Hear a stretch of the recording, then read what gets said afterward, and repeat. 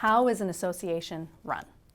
Okay, so condo associations are like mini pseudo-governments, similar in many ways to a village. They're operated based on a set of governing documents that provide the decision-making structure of the association and house rules, so to speak. When you buy into a condominium association, you are agreeing to abide by those governing documents and the rules of the house.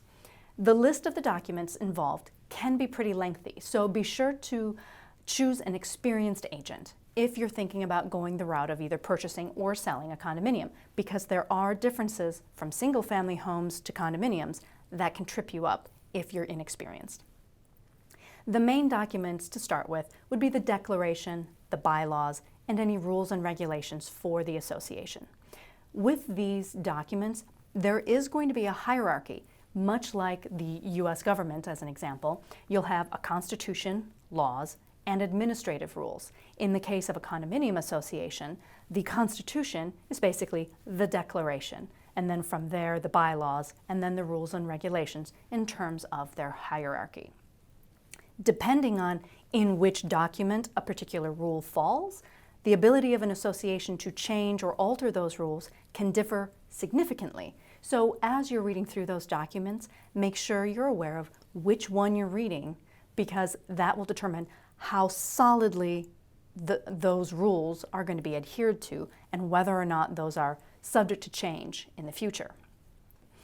As an example, in order to change something which appears in the declaration, an association may need a supermajority or even sometimes a unanimous agreement along with mortgagee approval for any change. Rules and regulations, on the other hand, just need an agreement by the board members that a rule or a change is needed and that it falls within their authority. So typically, each unit gets one vote, which can be made in person at a unit owners meeting or by proxy.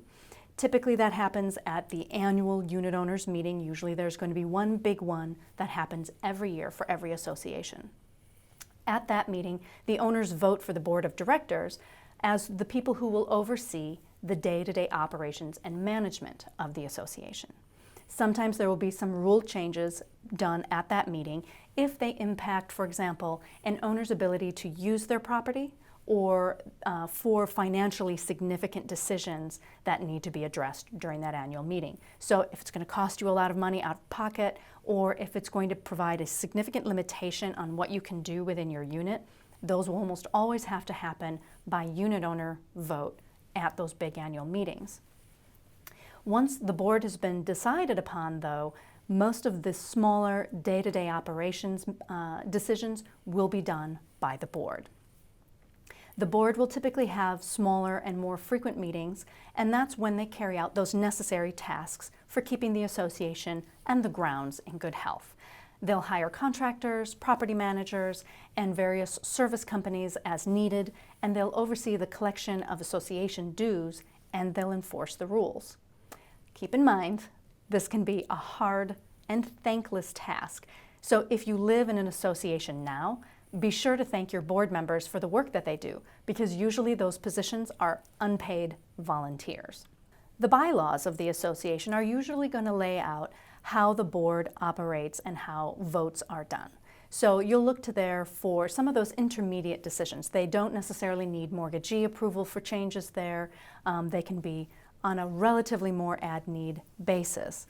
The rules are where most people are going to interact with their association board members. Typically the things that will fall in the rules will be addressing disposal of garbage. For example, garbage day is on Thursday and garbage bags must be taken and placed in the dumpsters, and the dumpsters must be closed fully. They might also incorporate nuisance rules. So they might promulgate a rule that says you're not allowed to create noises that expand beyond the boundaries of your unit past 7:30 at night. They may also bring in rules about how many and what kinds of pets that you might be allowed. Same thing, they will frequently try to impose rules on types of leases that will be allowed or not allowed. And those are certain areas that there can be a lot of conflict over, especially the pets and the leases. And so if those are issues that are concerning to you, be sure to have those addressed by an attorney when they're going through those documents, because depending on how those rules were issued can change how solid those rules will be enforced.